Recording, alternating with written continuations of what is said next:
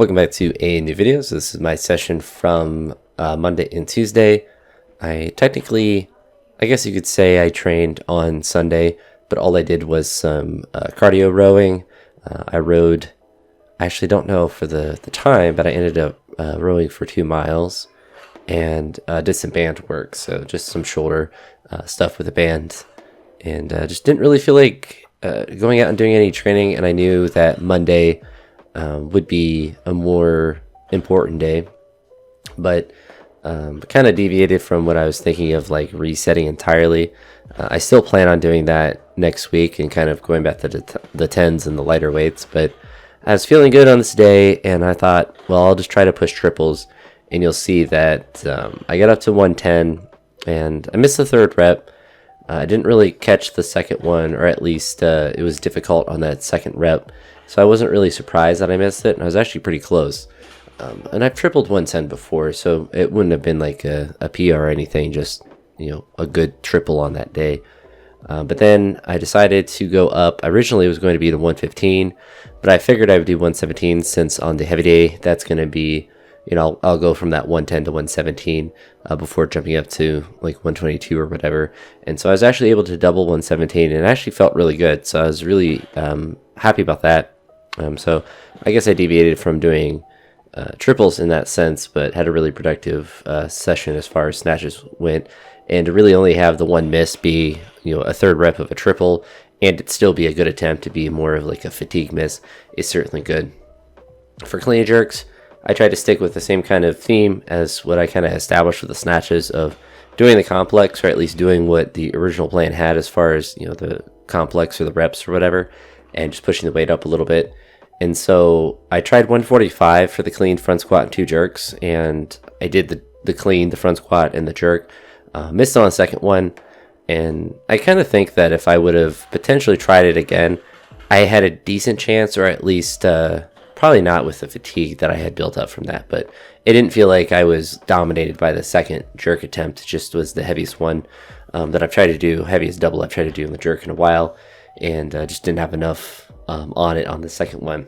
But I was able to go up to 150 and made a pretty good attempt at that, and I was happy with how that felt for the most part. I had the potential idea of just doing a 1+2, so trying to do 2 jerks. As I was bringing my feet together with a 150 jerk, nothing that was like an injury, but my left arm didn't locked and unlocked, so it was just wiggling essentially, but it just didn't feel stable enough to try another attempt. And I think that's probably smart because kind of this week ended up being like a peak week or whatever. It's important to still kind of push a little bit, but to not just go 100% intensity on everything that you possibly can. So you kind of want to fly close to the sun, but you don't want to get burnt too much, at least in this week of training.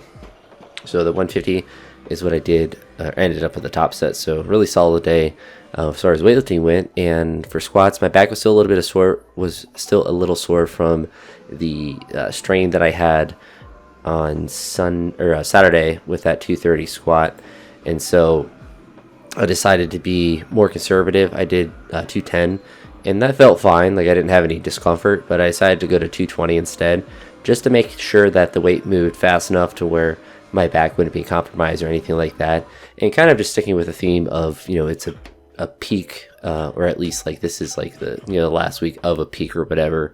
This would be like a competition week. So it's not necessary to, really max out the back squat, but you still want to push kind of heavy to, have that stimulus. So that 220 seemed like the good mark, and quite happy with this. This session was really interesting because it went really perfect. It was kind of, I don't want to say odd, but I was just really surprised because obviously I didn't feel like fantastic. I was out in the shed, so it was like 40 degrees when I was out there. So not extremely cold, but not warm by any stretch. But as you saw with the snatches, just did some power snatches up to 90, and then did a 100 here, relatively strict, and it was honestly pretty easy, so I was happy with that. Did a push press here with 110, and then went up to 125, and the power clean felt easier, which has been kind of the opposite lately when I've been doing any sort of power clean plus anything complex.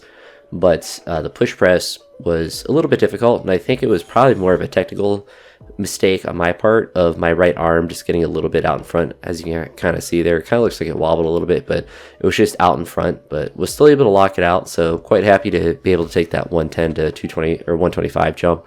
I think it kind of sets me up for potentially Thursday, maybe potentially trying that 135 push press again. It's not something that I'm like 100% like bent on doing, but I do have that option because that would be kind of 2 days from that Saturday, so it'd be kind of a nice little heavy lift that's not extremely maximal as far as like a CNS fatigue, like a heavy clean jerk would, but still would allow me to kind of push in a way that would benefit my push press, my jerk, but obviously my push press as well. There were some pulls. I did 2 singles at 200 because I had the weightlifting house straps that I had out in the shed, and I really just don't like them. I think it's just the way that they're built. The material is fine, but it's just too thin, and the Iron Mind straps are just the way to go. They're just the best straps, at least in my opinion, but probably just biased because I've always used them when I've done weightlifting for most of my lifting for the most part. But went up to 250 for a little clean deadlift there at the end. And looks like a really nice Tuesday session. And before I go to bed, I'll be doing some more rowing cardio. I'm trying to stay consistent with that.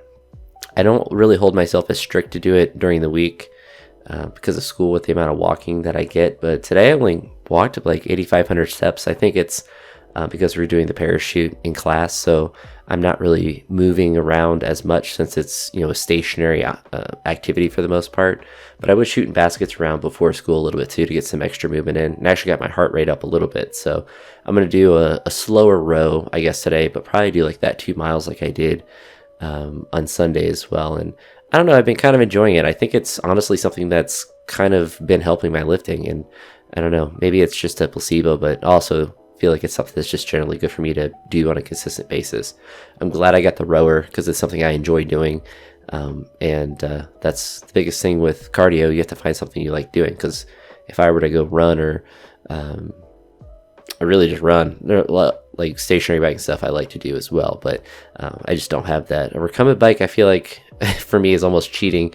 It's like you're not doing real cardio, but at the same time I think it would still count if you pushed it hard enough. But the rowing, I kind of have to be full body engaged, so at least I enjoy it, but probably just because I'm good at anything posterior chain related. But anywho, enough rambling for me. If you made it to this point, I appreciate it.